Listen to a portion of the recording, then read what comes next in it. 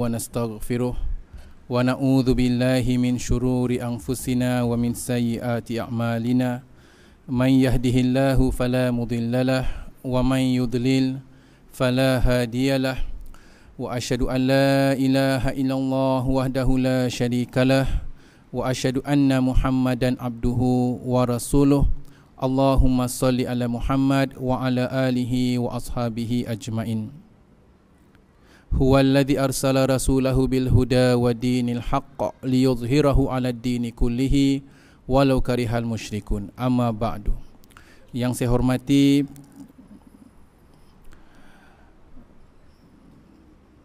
pengurusi serta ahli jawatan kuasa Masjid Al-Istiqamah, yang saya hormati para belia yang bakal mengikuti rombongan ke Vietnam, yang saya hormati para hadirin dan hadirat yang dirahmati Allah. Assalamualaikum warahmatullahi wabarakatuh. Para jemaah yang dirahmati Allah, untuk pengetahuan kita ya, hari ini kuliah kita seperti biasa hari Sabtu kita tiadakannya kerana di sini ada permintaan untuk kita mengadakan ceramah umum yang bertajuk apa tajuknya tadi? Kasih sayang dalam ibadah. Kerana bersempena dengan teman-teman kita para belia yang bakal mengikuti pengajian atau rombongan untuk ke Vietnam dan untuk membantu jemaah-jemaah kita dan juga umat Islam kita di sana.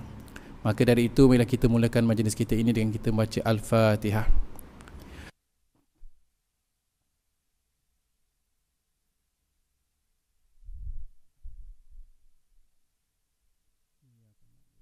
Nasta'in ihdinas siratal mustaqim siratal ladzina an'amta 'alaihim ghairil maghdubi 'alaihim waladdallin.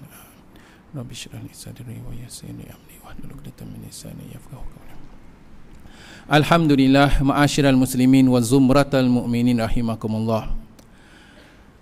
Kita mengetahui bahawasanya agama Islam adalah agama yang dibawa oleh Nabi Muhammad sallallahu alaihi wasallam. Kita mengetahui bahawasanya Nabi Muhammad sallallahu alaihi wasallam adalah nabi yang terakhir, penutup segala para anbiya.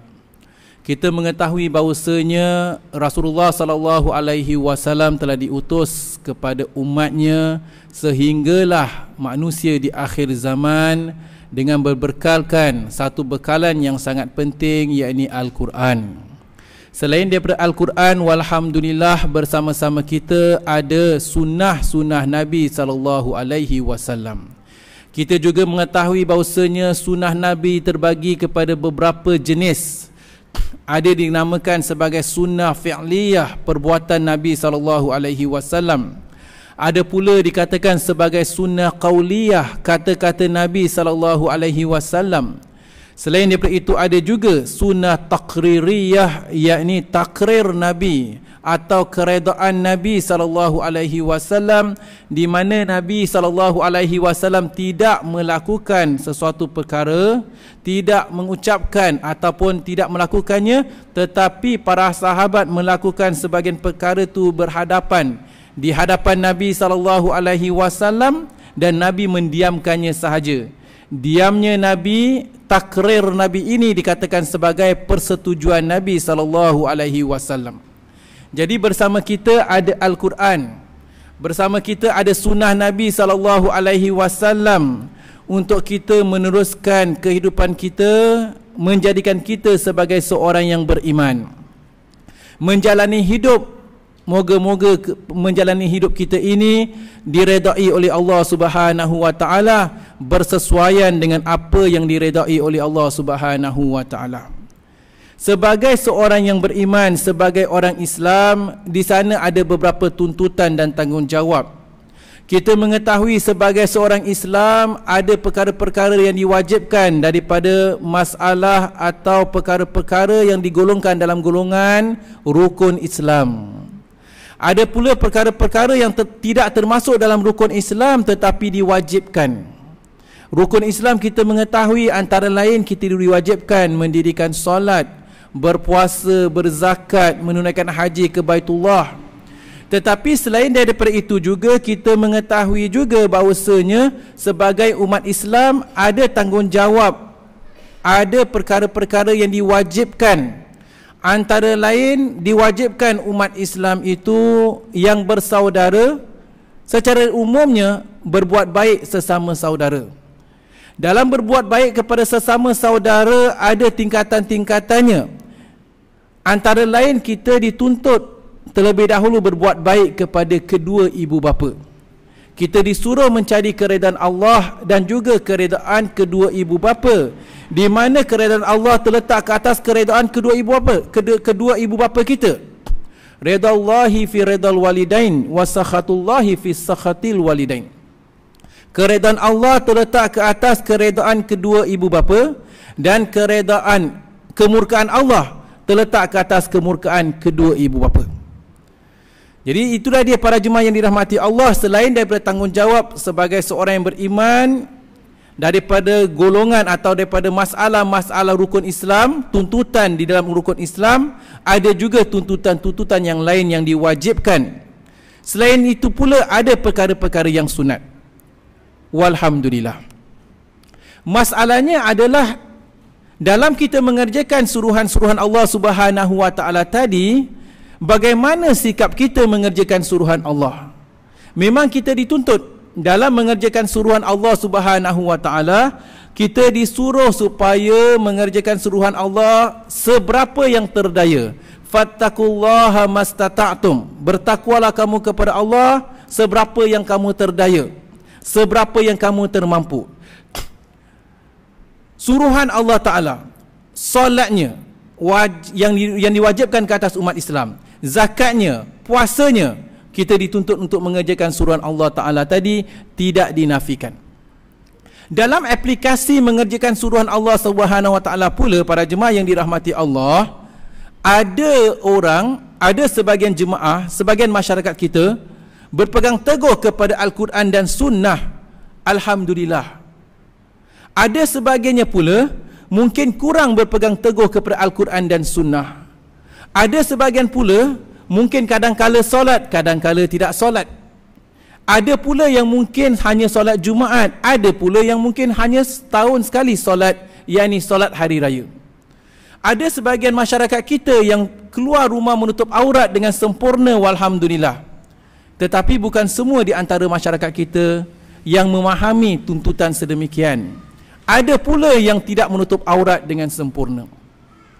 Masalahnya para jemaah yang dirahmati Allah, apabila kita katakan perkara-perkara sedemikian tidak dinafikan, ada sebagian golongan yang beragama Islam mengerjakan suruhan Allah Subhanahu wa taala, ada pula sebagian golongan yang beragama Islam mengerjakan sebahagian daripada suruhan Allah taala tetapi tidak mengerjakan sebahagian yang lain. Dalam masalah ini para jemaah yang dirahmati Allah, bagaimana kedua golongan ini dapat hidup bersama-sama, dapat hidup di dalam sebuah masyarakat majmuk, umat Islam yang practicing Muslim, umat Islam yang non-practicing Muslim, dan orang-orang yang tidak beriman. Para jemaah yang dirahmati Allah, kadang-kala di kalangan umat Islam yang mengamalkan Islam juga ada perselisihan pendapat. Mana yang nak diutamakan? Nak diutamakan ibadah solat, nak diutamakan solat berjemaah, nak utamakan qiyamul lail. Ada pula masalah nak utamakan majlis ilmu, atau nak utamakan majlis zikir, atau nak utamakan majlis-majlis yang lain. Berlaku perkara-perkara sedemikian pada jemaah yang dirahmati Allah. Cuma masalahnya adalah apa jua perselisihan pendapat di dalam kita menjalani kehidupan ini, jangan sampai kita memecah belahkan umat Islam. Kerana umat Islam itu bersaudara. Innamal mu'minuna ikhwah. Umat Islam bersaudara. Walhamdulillah. Para jemaah yang dirahmati Allah, dalam kita menjalani kehidupan ini, dalam kita mengerjakan suruhan-suruhan Allah Ta'ala, tidak dinafikan kita akan berusaha mencari keredaan Allah Subhanahu wa taala. Kita akan berusaha untuk mengerjakan apa jua yang Allah Subhanahu wa taala telah wajibkan. Tetapi pada masa yang sama kita perlu sedar, kita akur Di sana ada beberapa kawaid yang ada dalam Islam.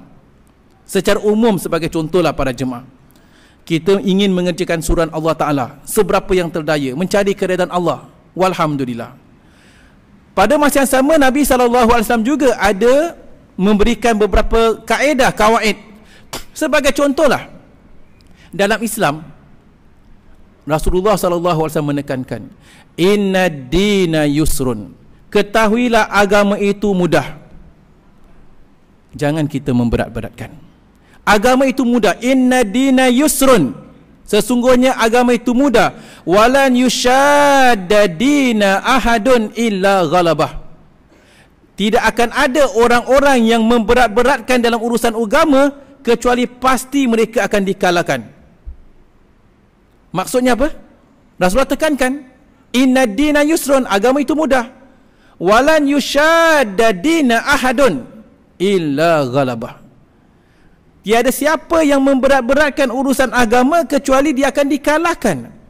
Dalam masalah ini menunjukkan, dalam kita mengerjakan suruhan Allah Subhanahu wa Ta'ala, alhamdulillah, kita perlu faham juga bahawasanya agama itu mudah, tidak memberatkan umatnya. Kalau ada sesuatu masalah yang kita rasa sampai terlalu memberatkan kita, ketahuilah, mungkin ada silapnya. Adakah ada perkara-perkara yang kita kurang faham, kita salah faham, atau mungkin kita memberat-beratkannya tanpa sebab dan sebagainya.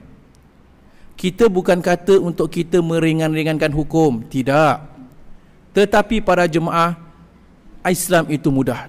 Sebagai contohlah, dalam tuntutan kita berpuasa, walaupun kita diwajibkan berpuasa pada bulan Ramadan, tetapi bagi barang siapa katakan yang sakit, fa in kuntum marda au ala safarin fa iddatu min ayyamin ukhar, barang siapa yang sakit ataupun yang bermusafir, maka mereka dibenarkan untuk tidak berpuasa dan berpuasa pada hari-hari yang lain.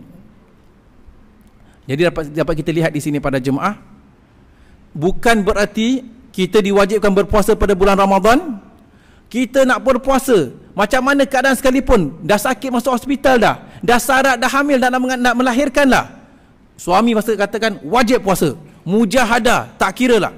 Tidak, ada keringanan dalam Islam yang Allah Ta'ala beri keringanan. Sama ada kita dalam negara, contoh kita sakit dalam negara, atau kita sihat tapi kita bermusafir, diberikan keringanan untuk kita tidak berpuasa. Islam itu mudah, jangan terlalu memberat-beratkan. Ini contoh pada jemaah yang dirahmati Allah. Mereka-mereka yang bermusafir pula, Allah Ta'ala beri keringanan. Kita bermusafir, maka kita dibenarkan untuk mengkasarkan solat, kasarkanlah solat. Kita dibenarkan untuk menjamakkan solat, jamakkanlah solat. Jamak dan kasar, apa arti jamak? Menghimpunkan antara solat zuhur dan asar, ataupun maghrib dan isyak, kita menjamakkan. Apa arti kasar? Kasar kita memendekkan. Solat yang 4 rakaat, kita tidak tunaikan 4 rakaat, kita hanya tunaikan 2 rakaat saja. Alhamdulillah, keringanan dalam Islam. Mungkin ada orang kata, bertanya, Ustaz, zaman dulu, zaman Nabi SAW, bolehlah kita menjamak dan mengkasarkan solat? Kerana pada zaman itu mereka bermusafir, naik kenderaan, naik unta. Sedangkan kita pada hari ini penuh dengan kemewahan, penuh dengan kesenangan, kemudahan. Kita bermusafir hari ini naik bus ekspres, aircon pula tu.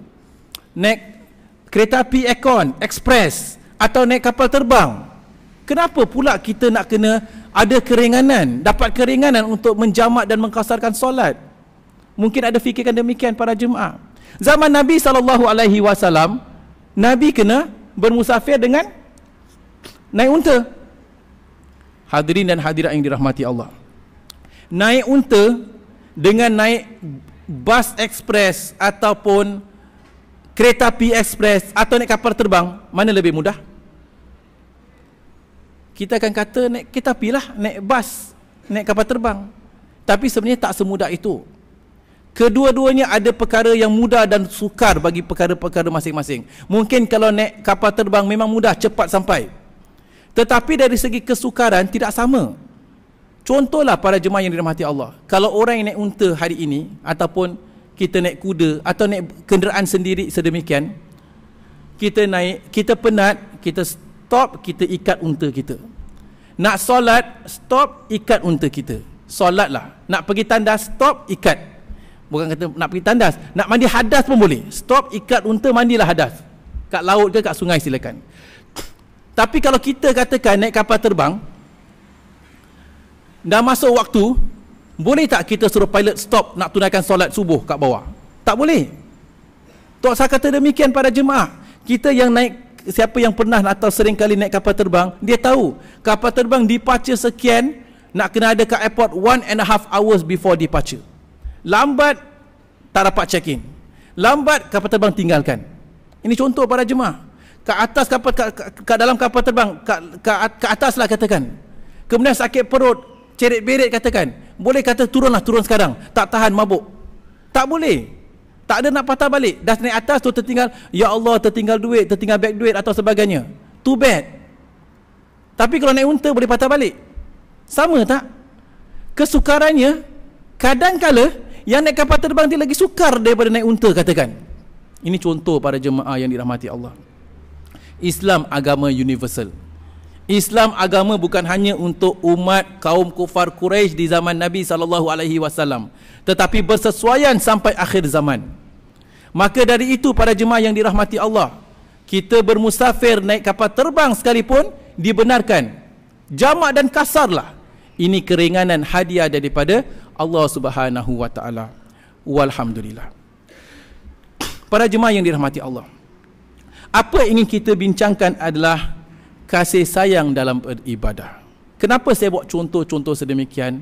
Saya ingin menunjukkan bahawasanya agama Islam, walaupun kita dituntut mengerjakan suruhan-suruhan Allah Subhanahu wa taala, walaupun sebagainya bagaikan macam memberatkan umat Islam, ketahuilah di dalamnya ada banyak hikmah. Ada perkara-perkara yang kita dituntut berkasih sayang dalam kita beribadah. Yang kita sangkakan sebagai contoh puasa itu bagaikan menyeksa tubuh badan kita, menyeksakan umat Islam, sebenarnya itu kerana kasih sayang Allah Subhanahu wa taala kepada kita.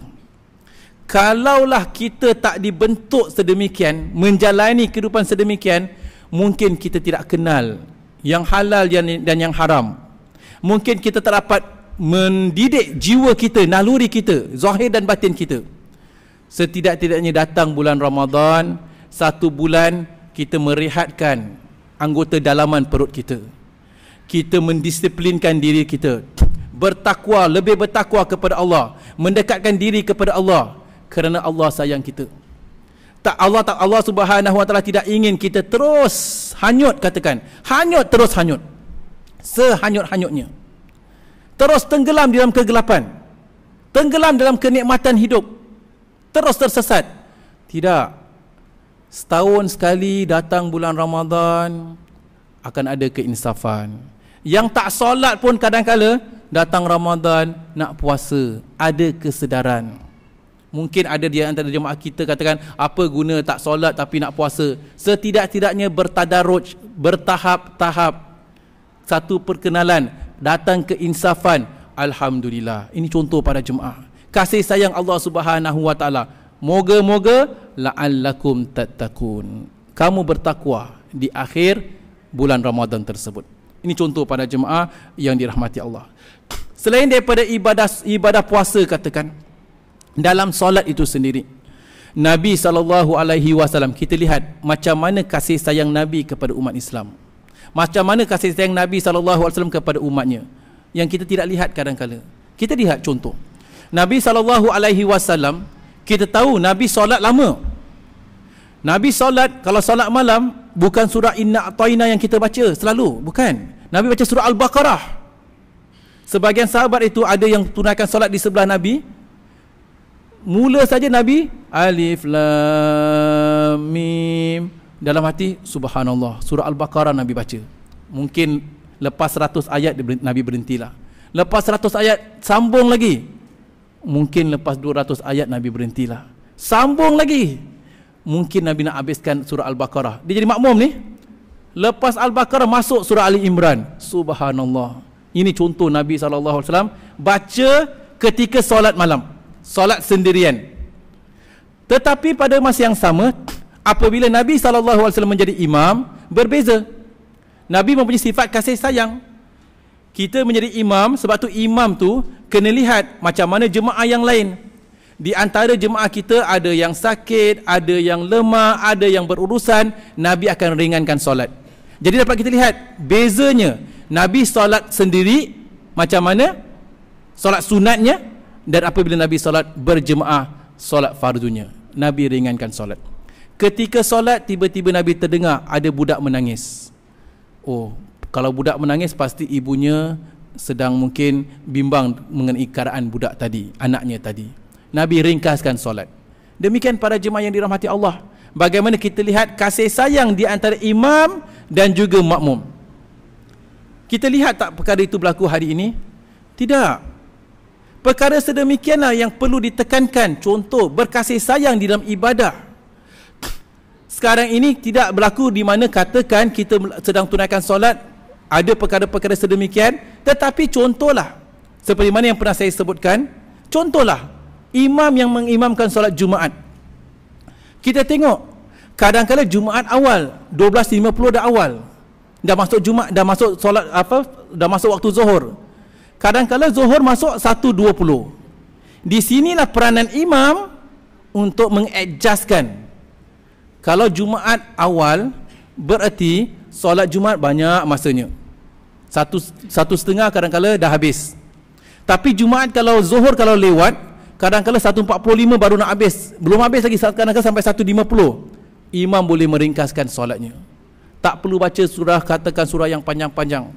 Ketika dalam hal sedemikian tak perlu baca surah sabbihisma rabbikal a'la dan surah Al-Ghashiyah katakan. Kalau imam kalau perlu katakan baca surah yang ringkas. Khutbah juga diringkaskan, katakan contoh. Ini contoh pada jemaah yang dirahmati Allah. Pada waktu tertentu pula sedang tunaikan solat Jumaat, sedang berkhutbah, tengok kat luar hujan. Kalau hujan bererti kat luar jemaah sedang basah, ataupun ada jemaah yang tak ada tempat, ringkaskan solat Jumaat. Ini dia para jemaah yang dirahmati Allah, berkasih sayang dalam ibadah. Berlaku tak perkara sedemikian? Kita kena muhasabah. Selain daripada itu juga, jemaah juga kena berkasih sayang. Maksudnya kita kena gunakan kebijaksanaan kita lah. Kadang-kadang kita lihat pada jemaah, kita baru habis solat Jumaat. Jemaah kita ni gairah nak tunaikan solat sunat, alhamdulillah. Ada di antara jemaah kita tunaikan solat sunat tak kira tempat. Kat situ dia solat Jumaat, pada ketika itu sedang ramai orang. Selepas salam, dia tak tengok yang dia berdiri betul-betul depan pintu. Kalau awak berdiri depan pintu terus awak bangun tunaikan solat sunat, macam mana jemaah nak keluar? Tak terfikir ke? Contoh para jemaah. Ataupun kalau kita solat tu, kita kena tengok, okey, kalau aku dah habis solat fardu Jumaat ni, aku nak solat sunat ni, jemaah yang daripada depan nak keluar tu ada tempat tak nak keluar? Agak-agak kita adjustkan tempat, kasih ada lorongan untuk jemaah jalan. Ini contoh para jemaah yang dirahmati Allah. Berkasih sayang dalam ibadah, kita bergembira, maksudnya kita kerjakan solat ibadah untuk mencari keredaan Allah Subhanahu wa taala, tetapi pada masa yang sama kita dapat tanamkan sifat kasih sayang tadi. Demikian para jemaah yang harus ada dalam diri dan jiwa kita dalam mengerjakan suruhan-suruhan Allah Subhanahu wa taala. Ma'asyiral muslimin wa zumratal mu'minin rahimakumullah. Apabila kita katakan kasih sayang dalam ibadah, dalam kita tunaikan solat berjemaah contohlah, kadang-kala solat jemaah kita kurang merapat-rapatkan saf. Ketahuilah para jemaah kita dituntut, digalakkan merapatkan saf. Rapatkan saf sampai bahu kita terkena bahu jemaah yang lain. Alhamdulillah. Kalau solat tarawih tak apa, rapatkan saf, barakah. Contohlah. Pada masa yang sama kita dah rapatkan saf, alhamdulillah. Kita dah rapatkan saf, dah rapat-rapat. Terus sekarang dah tahiyat akhir, dah sujud yang terakhir. Dah sujud yang terakhir, kita nak bangun sujud yang terakhir ni, tu nak tahiyat akhir. Tu kita bangun, kita nak tengok tempat, macam mana nak landing ni kaki ni. Sempit sekarang ni. Pedulilah. Ni nak tahiyat akhir nak kena duduk tawaruk. Duduk tawaruk maksudnya punggung nak kena kat bawah. Dum. Tak kira lah. Orang sebelah tu kalau kecil lembik, kadang-kadang boleh jatuh. Perkara pernah berlaku. Betul kan? Ataupun kadang-kadang kita terdudukkan kaki dia pun tak apalah. Pasal kita nak duduk tawaruk, disunatkan duduk sedemikian. Tahiyat akhir, duduk tahiyat akhir. Silap para jemaah. Kalau dah sempit sangat demikian, walaupun tahiyat akhir, duduk seperti tahiyat awal pun tak apa. Sah, kadang-kadang lebih afdal demikian. Kenapa? Kerana kita peka sebelah kita ada jemaah yang lain. Mungkin dia lemah. Kalau kita duduk ke bawah gitu, kadang-kadang dia tak ada tempat. Kadang-kadang kita duduk atas kaki dia, tak mungkin. Kita duduk macam tahiyat awal, macam duduk antara dua sujud. Tapi ustaz ni tahiyat akhir, boleh. Bukan kata tak boleh, dan sah kita duduk demikian. Yang duduk tawaruk itu, duduk yang tahiyat akhir seperti biasa. Selama ni kita duduk seperti biasa. Kalau ada tempat, boleh kita buat demikian. Memandangkan sempit, duduk seperti biasa. Berkasih sayang dalam ibadah. Contoh para jemaah yang dirahmati Allah. Baik. Ma'asyiral muslimin wa zumratal mu'minin rahimakumullah. Apabila kita katakan berkasih sayang dalam ibadah, selain daripada ibadah solat atau secara umum ibadah-ibadah yang lain, kita kena lihat juga. Kadang-kala kita nak berdakwah, alhamdulillah, kita memang disuruh menyebarkan agama Islam dalam negeri, luar negara. Sebelum kita bincangkan tentang luar negara, dalam negara kita mengetahui, tak dinafikan seperti mana saya katakan tadi, di Singapura ini ada umat Islam yang berbagai aliran. Ada yang suka ibadah tertentu, ada yang mempunyai kefahaman tertentu, pandangan tertentu, hujah tertentu. Bagaimana kita berdakwah? Dalam kita mengajak kepada Islam para jemaah, kalau dapat, cuba elakkan daripada cara mengutuk. Kadang-kala kita ni tak habis-habis kita katakan haram sana, bid'ah sini dan sebagainya lah. Adakah tu cara yang wajar? Bukankah baik kita gunakan cara berkasih sayang? Kadang-kala para jemaah, kita tengok, kita baca hadis Nabi SAW, memang hadis Nabi adalah petunjuk, tetapi kadang-kala kita implementkan terus copy and paste dalam masyarakat kita. Kita kena faham, kadang-kala seperti mana yang sering kali kita tekankan dalam kuliah, masyarakat berbeza, cara berbeza. Kita kena tengok konteks negara, konteks tempat, konteks masyarakat kita. Orang Arab memang jiwa mereka kasar. Orang Arab memang kasar. Cuba kita lihat, kita pergi umrah, memang kasar, kadang-kadang memang tolak saja. Kita solat itu kat depan kita pun dia jalan. Orang Arab, sikap orang Arab yang kasar, kadang-kala perlu cara yang kasar sesuai dengan cara mereka. Kita ni orang Melayu ini orang yang beradab, orang yang bersopan santun, courteous lah katakan. Kita kadang-kadang nak copy and paste cara para sahabat gunakan dengan orang Arab, kita copy and paste untuk masyarakat Melayu, Islam Singapura, kadang-kadang tak kena. Kita kadang-kadang dengan cara berlembut itu yang lebih berkesan, yang tak sesuai pula orang Arab. Kalau kita orang Arab, contoh berurusan dengan orang Arab, kita terlalu lembut pula, dengan dia orang akan kata, awak ni lelaki ke perempuan? Bagi mereka biasa saja. Ini contoh para jemaah. Jadi maksudnya kita kena lihat di mana kita berada. Berbeza keadaan, berbeza cara. Sebab tu dalam kuliah seringkali saya tekankan, kita kena tengok konteks tempat. Kita bagaimana, tempat bagaimana, keadaan bagaimana, cara juga berbeza. Jadi kadang-kadang janganlah terlalu sampai hilang kasih sayang dalam kita berdakwah. Kita tahu masyarakat kita mempunyai berbagai kefahaman, berlapang dadalah. Datang Ramadan nanti, awak nak tunaikan solat 8 rakaat, silakan. Nak tunaikan solat 20 rakaat, silakan. Jangan bergaduh. Yang tunaikan solat 8 rakaat tak masuk neraka, masuk syurga. Yang tunaikan solat 20 rakaat pun tak masuk neraka, masuk syurga. Tak ada yang masuk neraka kerana tunaikan solat tarawih 20 rakaat ke 8 rakaat. Kenapa kita nak bergaduh, bertelaga macam sampai jatuh kekafiran? Bid'ah ke sampai masuk neraka? Inilah lihat para jemaah yang dirahmati Allah. Kadang-kala kurangnya kasih sayang kita. Kadang-kala sampai kerana perkara begini, di sebahagian masjid tahun lalu ada buat 2 jemaah. Pasal satu nak buat 8 rakaat, satu nak 20 rakaat. Inna lillahi wa inna ilaihi raji'un. Berlaku sampai perkara sebegini kerana apa? Tidak fahamnya kita tentang agama. Kita tak ada kasih sayang dalam beragama. Ada pula contoh umat Islam Singapura pergi ke Mekah, tunaikan solat di Mekah. Daripada Singapura dia dah didoktrin. Awak ingat, awak nak pergi Mekah, mereka orang-orang kat sana tunaikan solat subuh, dia tak ada baca doa kunut.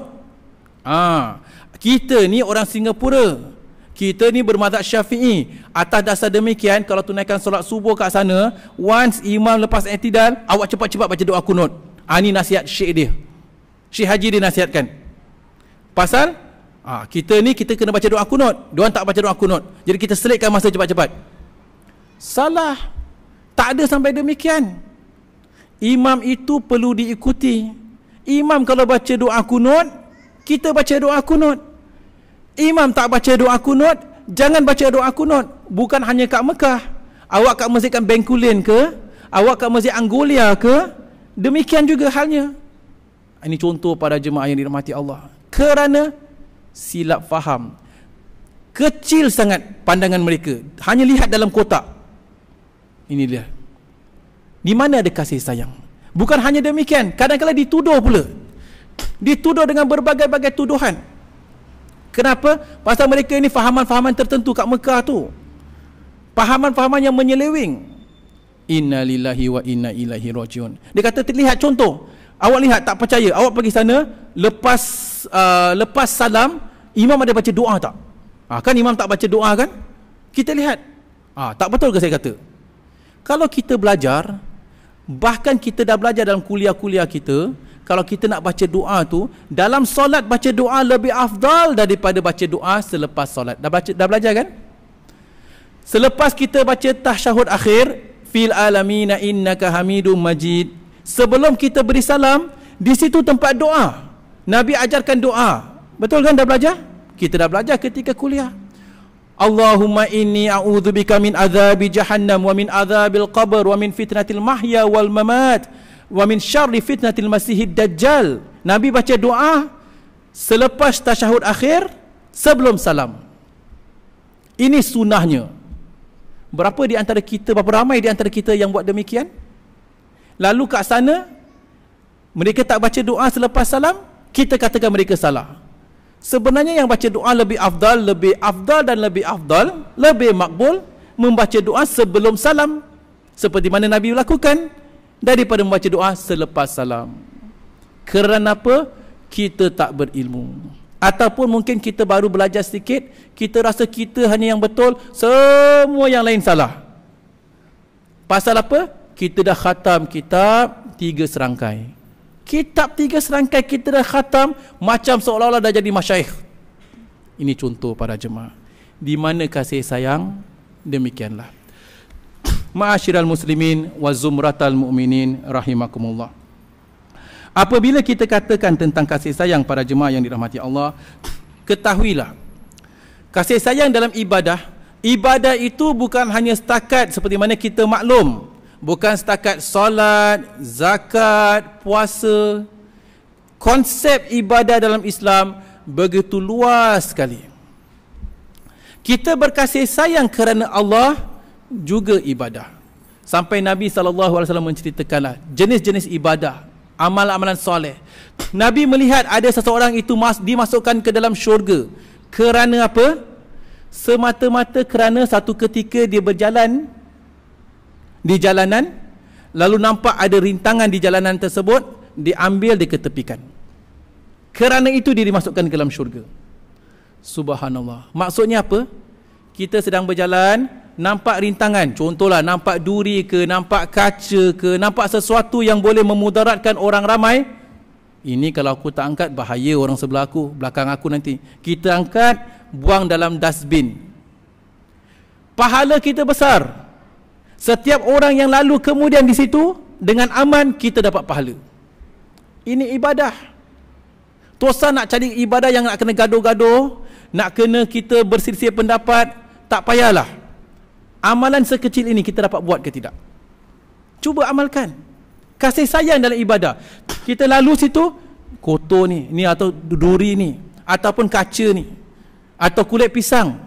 Kalau aku tak angkat, mungkin orang bahaya nanti. Angkat ke tepikan.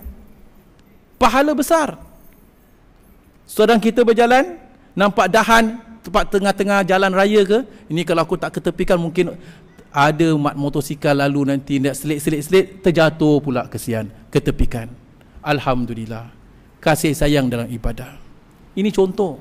Dalam hadis yang lain yang masyhur yang kita semua tahu, macam mana Nabi SAW ceritakan seorang pelacur yang beri minum kepada seekor anjing di padang pasir. Kehausan anjing tadi, kesian pelacur ni, fikirkan, dikasih minum, dimasukkan ke dalam syurga semata-mata memberi minuman kepada seekor anjing. Subhanallah. Moral of the story, apa pengajarannya? Ibadah itu bukan setakat yang kita faham, yang seringkali kita lakukan, tetapi banyak perkara yang lain yang kita dapat pahala, yang kita sangkakan kadang-kala kecil, tetapi pahalanya besar di sisi Allah Subhanahu wa taala. Kalaulah katakan berinya minum seekor anjing telah dimasukkan ke dalam syurga, cuba kita fikirkanlah, apa lagi boleh kita buat? Ada sebagian jemaah, untuk pengetahuan kita, dia fikirkan hari Jumaat 2000 jemaah pergi ke masjid. Apa kata dia nak buat? Katakan dia nak sponsor air. Senang saja, beli air sirap, beli susu, buat air bandung, letak kat depan pintu. Panas hari Jumaat, setiap orang yang masuk lalu nak tengok aja menyelerakan, minum bandung. Alhamdulillah. Contoh, setiap air yang dapat hilangnya haus pada jemaah tadi, pahala didapat. Berapa orang dapat minum? 1000 orang dapat minum. Buatlah bertung-tung, katakan. Dulu orang dulu suka, alhamdulillah, hari Jumaat dia hantar pisang kat masjid. Alhamdulillah. Kemudian orang komplain, apa orang masjid asyik makan pisang aja, lain makanan tak ada ke? Tu dia dah tak hantar lagi. Sekarang dah pisang pun dah tak ada. Contoh pada jemaah. Start hantar pisang balik. Mudahlah. Nak suruh hantar durian susah pula kan. Contoh. Maksudnya, apa yang boleh kita fikirkan? Kita fikirkan sesuatu, bagaimana kita dapat memanfaatkan para jemaah. Pahalanya besar. Bukan hanya memanfaatkan para jemaah, kita tengok pun tambah kasih sayang. Innamal mu'minuna ikhwah. Setiap orang yang beriman itu bersaudara. Alhamdulillah, sudi dia minum air aku. Contoh, air yang aku telah siapkan. Kerana lebih baik lagi, apa boleh fikirkan? Contohlah katakannya, budak-budak madrasah, kadang-kadang mereka nak pergi sekolah, nak beli air kat botol mahal. Apa kata aku sponsor lah air kat dalam tong, balang tu. Contoh, satu bulan kalau satu tong $10, mungkin diperlukan satu bulan 10 tong, baru $100. $100, berapa ratus para pelajar madrasah yang dapat minum setiap hari. Alhamdulillah. Kalau perlu dia beli water sprinkler, sponsor. Ustaz, kat madrasah ni saya nak wakaf water sprinkler ni. Setiap titisan air yang budak tu minum dapat pahala setiap hari. Subhanallah. Kasih sayang dalam beribadah. Contohlah para jemaah. Jadi kita lihat, kadang-kadang sebagian jemaah tu, alhamdulillah, ingin mencari keridaan Allah Subhanahu wa taala. Ada sebagian jemaah tak dinafikan. Ada yang pergi umrah setiap tahun. Ramadan pergi umrah, Ramadan pergi umrah. Alhamdulillah. Kalau dia mampu, alhamdulillah, silakan. Tetapi tak nak ke dia terfikir, contohlah ya, tahun lalu aku dah pergi umrah Ramadan, jumlah duit tu, apa kata kalau aku ketepikan, selain daripada umrah Ramadan ni, ibadah kan luas. Kat madrasah katakan, ada para pelajar ujung tahun nak beli kitab, buku pun tak ada. Macam mana? Okeylah, kalau aku pergi umrah, $3,000 plus package, plus belanja, $6,000. Pergi 2 orang, $12,000. $12,000, contohlah dia pergi madrasah ujung tahun ni, dia katakan mana budak-budak yang agak sukar, tak mampu beli buku satu set berapa? 250 kalau 4 orang 1,000. Saya sponsor 5 orang, ataupun 4 orang sponsor kat madrasah sini, 4 orang madrasah sana. Ada 6 madrasah kat Singapura, semua dia sponsor. 1,000 baru 6,000. Para pelajar setiap yang belajar tu, dia dapat pahala. Dia belajar, lanjutkan pelajaran, besok lusa jadi ulama, sentiasa pahala didapat. Ibadah yang penuh dengan kasih sayang. Contoh para jemaah yang dirahmati Allah. Tadi kita katakan pasal air kan, alhamdulillah, kalau kita nak sponsor air sedemikian ataupun beli bukan water sprinkler lah ya, water cooler. Water sprinkler pula. Water cooler tu, alhamdulillah. Ini kat Singapura ada elektrik water cooler, alhamdulillah. Kalau sebahagian tempat tak ada air, contohlah pengalaman saya pergi ke Kemboja katakan. Sebahagian tempat itu mereka masih gunakan air, kalau mereka tinggal di pedalaman, terpaksa lori tank air datang untuk jual air. Datang untuk beli air. Ataupun kalau tidak, mereka terpaksa angkat air daripada jauh, angkat air. Kalau kita pergi ke sebahagian tempat sedemikian, apa kata kita buatkan perigi? Perigi berapa kos? Paling murah lebih kurang ada yang di antara 300 USD. $300 sampai $1,000. Kalau yang agak lebih sukar sampai $5,000 pun ada. Tapi yang murah-murah lebih kurang $300, $500. Dengan $500 kita buat satu perigi, satu kampung dapat manfaat. Subhanallah. Dapat air yang dapat diminum. Masya Allah. Contoh para jemaah, takkah kita ingin berkasih sayang perkara-perkara sedemikian? Dan alhamdulillah teman-teman kita tak lama lagi akan pergi ke Vietnam. Alhamdulillah. Cuma dalam perkara ini para jemaah yang dirahmati Allah, dalam kita pergi, teman-teman kita akan pergi ke Vietnam, siapa di antara kita katakan yang nak berinfak, silakan.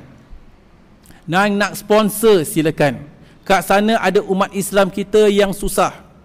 Kat sana ada umat Islam kita yang fakir betul. Di Vietnam, di Cambodia, di perdalaman di Indonesia dan sebagainya, air minuman pun kadang-kadang tak ada. Apa yang boleh kita buat? Kalau nak pergi ke masjid, katakan kaunter masjid, saya nak sponsorkan perigi, katakan. Contoh, sumbangkan. Saya bukan kempenkan apa-apa, ni nak kempen mencari keredaan Allah Subhanahu Wa Taala. Kempen dapat syurga, bukan dapat dollar sign, bukan. Ni bukan kempen untuk apa, berani amal ke, bukan. Ini untuk bantu saudara-saudara Islam kita kat sana. Betul kan para jemaah?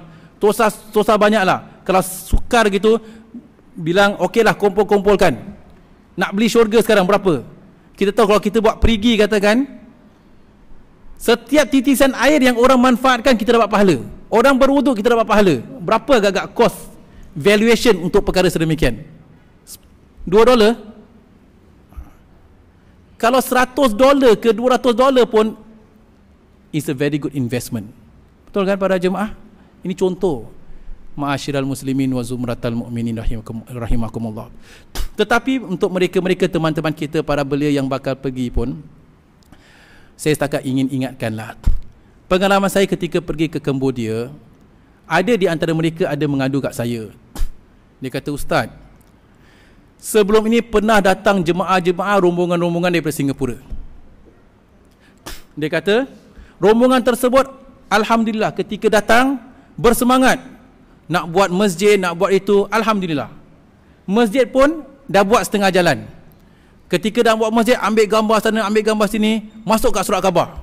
Inilah projek kita kat Cambodia, projek kita kat situ, kat sini.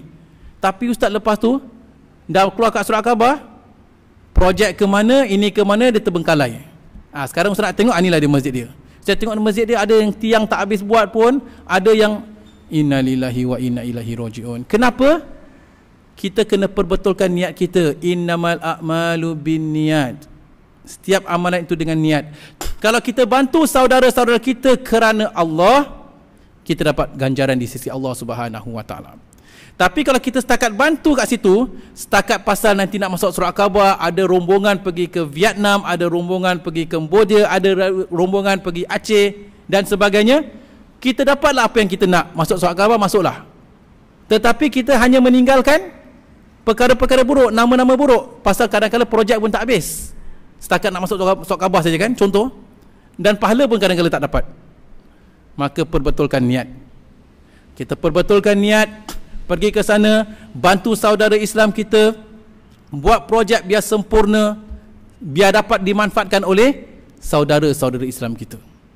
Innamal mu'minuna ikhwah. Setiap orang Islam itu bersaudara.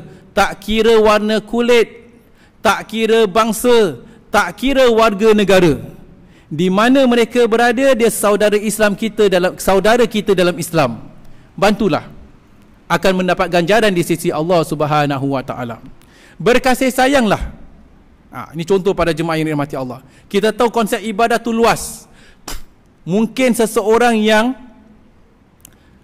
pergi umrah, yang belanjakan $6,000 untuk diri dia,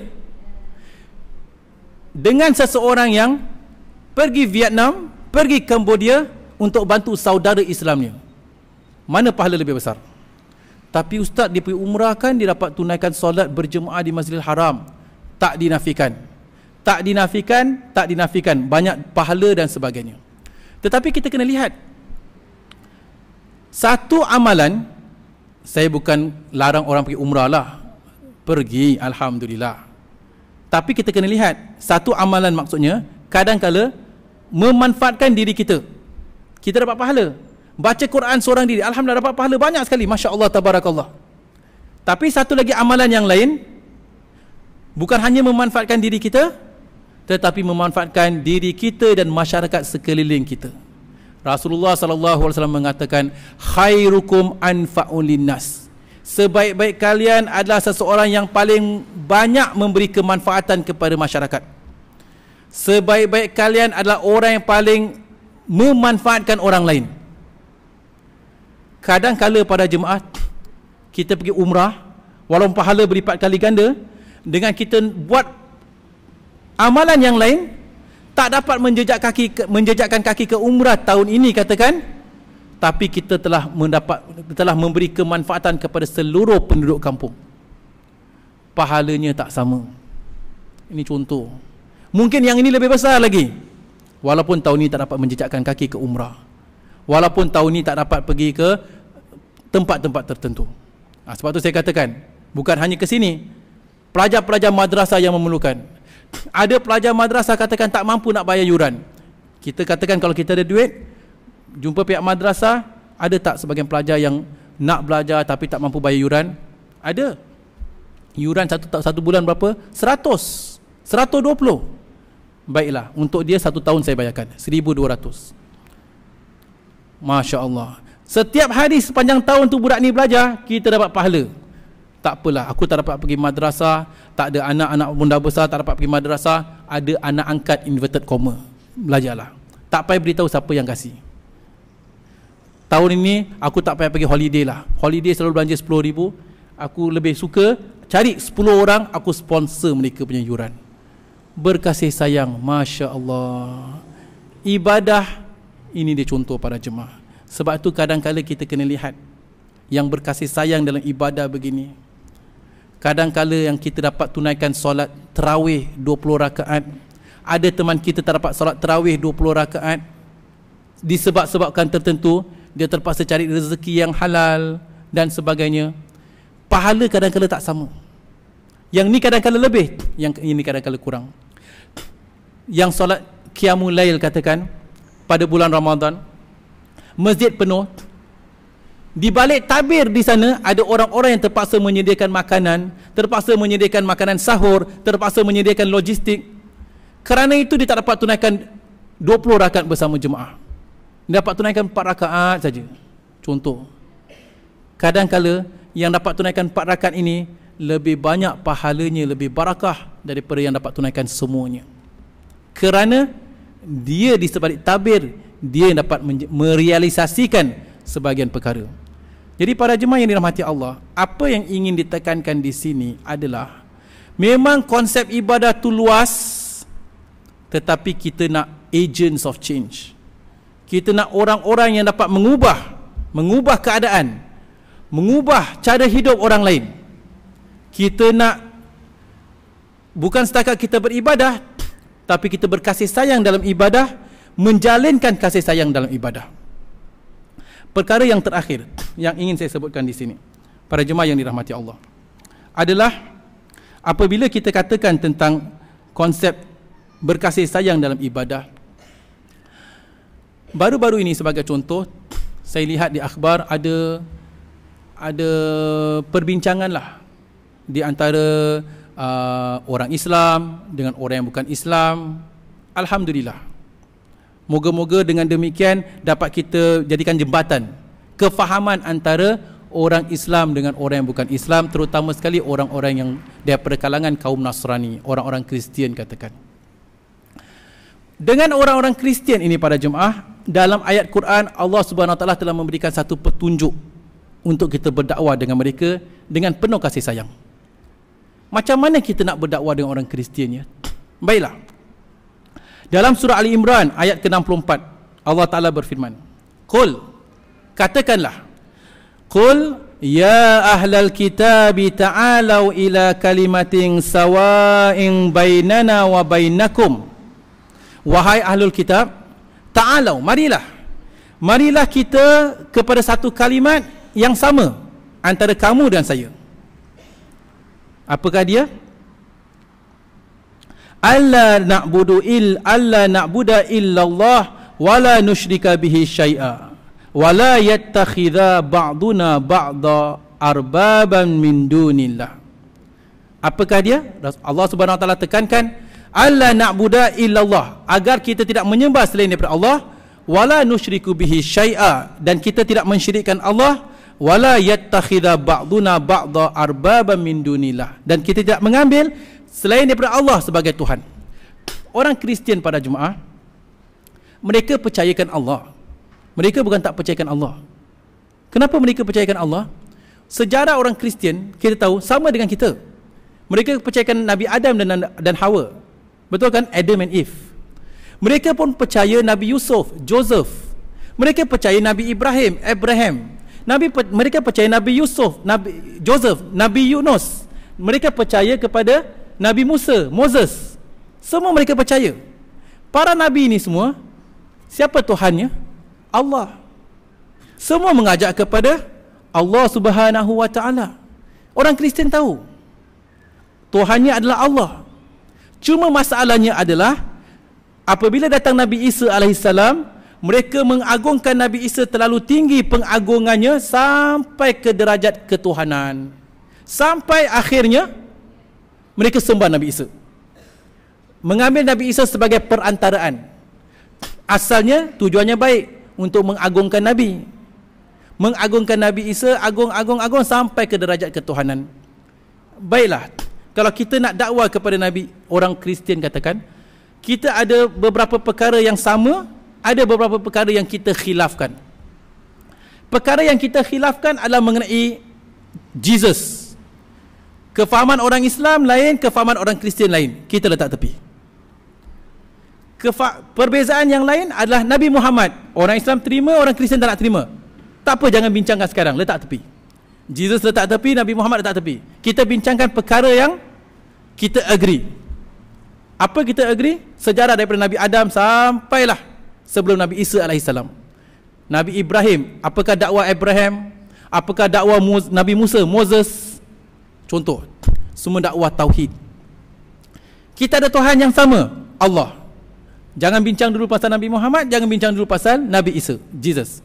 Kita bincangkan tentang Allah, tentang Allah. Apa Allah Ta'ala katakan? Allah Ta'ala suruh kita menyeru, Qul, katakanlah, ya ahlul kitab, ya ahlal kitabi ta'alau ila kalimatin sawa'in bainana wa bainakum. Wahai ahlul kitab, marilah kita kepada satu kalimat yang sama di antara kami dengan kamu. Apakah dia kalimatnya? Allah. Yang ini sembah Allah. Alla na'buda illallah, agar kita jangan sembah selain daripada Allah. Wala nusyrika bihi syai'a, dan kita tidak mensyirikkan Allah dengan sesuatu. Wala yattakhidha ba'duna ba'da arbaban min dunillah, kita tidak ambil apa jua sebagai perantaraan. Kita tak ambil sebagai Tuhan-Tuhan yang lain selain daripada Allah. Mari kita sembah Allah. Kalaulah orang Kristian dah mula sembah Allah, Islamlah mereka. Betul kan? Masalahnya adalah orang Kristian ada kesedaran atau mempunyai niat-niat yang apa jua perkara lah ya, dia nak sebut nama Allah. Boleh tak dalam Bible ke? Boleh tak orang Kristian gunakan perkataan Allah? Macam mana? Orang Islam dengar, orang Kristian nak gunakan Allah, ini mesti nak sesatkan umat Islam, ini mesti nak mengelirukan umat Islam. Tak boleh, jangan benarkan. Hakikatnya orang Kristian boleh gunakan Allah ke tak? Allah tu Tuhan siapa? Allah Ta'ala bukan Tuhan umat Islam. Allah Subhanahu Wa Ta'ala adalah Tuhan sekalian alam. Tuhan sekalian alam, Tuhan umat Islam, Tuhan orang Hindu, Tuhan orang Buddha, Tuhan orang Kristian, orang Yahudi, Tuhan sekalian alam, Tuhan kepada pohon, Tuhan kepada binatang dan sebagainya. Sabbaha lillahi ma fis samawati wa ma fil ard. Telah bertasbih kepada Allah apa jua yang ada di langit dan apa jua yang ada di bumi. Semua mengagungkan Allah. Kalau orang Kristian nak agungkan Allah, boleh ke tak? Patutnya alhamdulillah, silakan. Kenapa kita takut? Masyarakat Islam semua takut pasal kita tahu orang Islam semua jahil. Sikit-sikit tak tahu membezakan yang halal dan yang haram. Orang kafir kalau gunakan perkataan Allah, kita takut nanti kita tersesat. Sepatutnya bukan kita takut kita tersesat, kita gunakan untuk menyesatkan mereka daripada agama yang sesat. Mereka dah tersesat, mereka nak sembah Allah, alhamdulillah, half the job done. Tapi kita larang, takut. Kerana sentiasa takut dengan bayang-bayang sendiri. Pasal kita tahu nanti orang Islam terkeliru, ustaz. Nanti orang Islam tersesat. Terkeliru dan tersesat pasal kita tak ajar. Pasal mereka tak terdidik, pasal mereka jahil. Didiklah mereka. Kalau mereka nak pergi kat kedai, ada pork, ada babi, ada yang halal, ada yang tak halal, takut terkeliru ke? Kena ajar makan hanya yang halal, itu babi tak boleh makan. Orang kafir kalau nak katakan Tuhan 3 ke, Tuhan 5 ke, Tuhan patung ke, itu urusan mereka. Hakikatnya Allah Maha Esa, Qul huwallahu ahad. Untuk orang yang Kristian tu, alhamdulillah, awak nak sembah Allah, itulah yang sepatutnya awak lakukan. Gunakan perkataan Allah, memang Tuhan kamu itu adalah Allah. Kalau kamu kata Tuhan kamu adalah Allah, kenapa tak sembah Allah? Kenapa sembah Jesus, katakan? Sembah Allah. Kalau kamu dah akur dalam kitab-kitab kalian. Kadang-kadang kita ni terlalu emosi, kita ni tak tengok sesuatu perkara tu yang hakikat, reality. Takut ini, takut itu, takut. Inilah dia.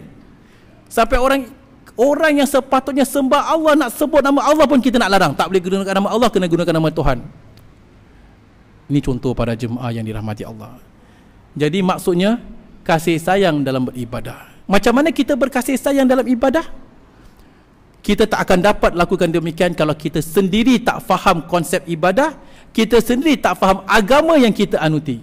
Dan itulah sekarang yang berlaku sekarang ini, umat Islam lost the identity. Hilang identiti Islam dan tak kenal hakikat Islam. Kita sangkakan ini Islam, kadang-kala sebagiannya bukan Islam. Kita sangkakan majlis ini bagus, ibadah, sebenarnya bukan majlis ibadah. Mungkin kita boleh bawa 15,000, 30,000 orang ke dalam satu expo, satu majlis. Kadang-kala majlis itu pun bukan ibadah di sisi Allah Ta'ala. Contoh para jemaah. Pasal kita kehilangan. Kita tak tahu ke mana arah yang hendak kita tuju.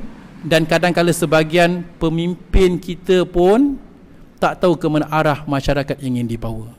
Jadi para jemaah yang dirahmati Allah, moga-moga secara ringkas ceramah kita pada malam ini, pada pagi ini, yakni kasih sayang dalam beribadah, dapat membuat kita renung sejenaklah. Ada tak selama ini kita berkasih sayang dalam ibadah? Kita beribadah untuk cari keredaan Allah. Nak tahu pas ke tidak, kita buat ini dapat keredaan Allah ke tak? Kita buat ni kerana keredaan manusia atau keredaan Allah? Kita buat ni pasal ikut-ikutan atau pasal ada dalil dalam Al-Quran, dalil dalam sunnah? Kita tak tahu sesuatu masalah, senang saja. Kita ada dalil, ada Quran, ada sunnah. Ada tak Nabi buat? Ada tak para sahabat tak buat? Ada tak para sahabat buat? Nabi buat, para sahabat buat, kita buat, alhamdulillah. Nabi tak buat, para sahabat tak buat, kalau kita nak buat, kita kena tanya, ada tak something is wrong somewhere? Ini contoh para jemaah yang dirahmati Allah. Moga-moga Allah Subhanahu Wa Taala memberikan keberkahan Dan moga-moga Allah Subhanahu Wa Taala memberikan keselamatan zahir dan batin, kemudahan untuk teman-teman kita yang bakal bermusafir ke Vietnam untuk membantu saudara-saudara Islam kita yang berada di sana, dan moga-moga Allah Taala permudahkan segala urusan mereka zahir dan batin, insya-Allah. Wallahu a'lam bisawab. Aqulu qawli hadza wa astaghfirullahal azim li wa lakum wa lisairil muslimin wal muslimat wal mu'minin wal mu'minat. Bismillahirrahmanirrahim. Alhamdulillahirabbil alamin. Wassalatu wassalamu ala sayyidina Muhammad. Allahumma inna nas'alukal afwa wal afiyah wal mu'afata daima fid dini wad dunya wal akhirah. Allahumma inna nas'aluka ridhaka wal jannah wa na'udzubika min sakhatika wan nar. Allahumma a'inna ala dzikrika wa syukrika wa husni ibadatik. Allahumma la tada' lana dhanban illa ghafarta, wala hamman illa farajta, wala daynan illa qadayta, wala maridan illa syafaita, wala hajatan min hawaijid dunya wal akhirah illa qadaytaha ya arhamar rahimin. Allahumma inna nas'aluka fi safarina hadha albirra wat taqwa wa minal amali ma tarda. Allahumma hawwin alaina safarana hadha watwi anna bu'da. Allahumma antas sahibu fis safar wa khalifatu fil ahl. Allahumma inna na'udzubika min wa'tha'is safar wa ka'abatil manzar wa su'il munqalab fil mali wal ahl. Rabbana atina fid dunya hasanah wa fil akhirati hasanatan wa qina adzaban nar. Wa sallallahu ala sayyidina Muhammadin wa ala alihi wa sahbihi wa sallam. Subhanakallahumma wa bihamdika asyhadu an la ilaha illa anta nastaghfiruka wa natubu ilaik. Wassalamualaikum warahmatullahi wabarakatuh.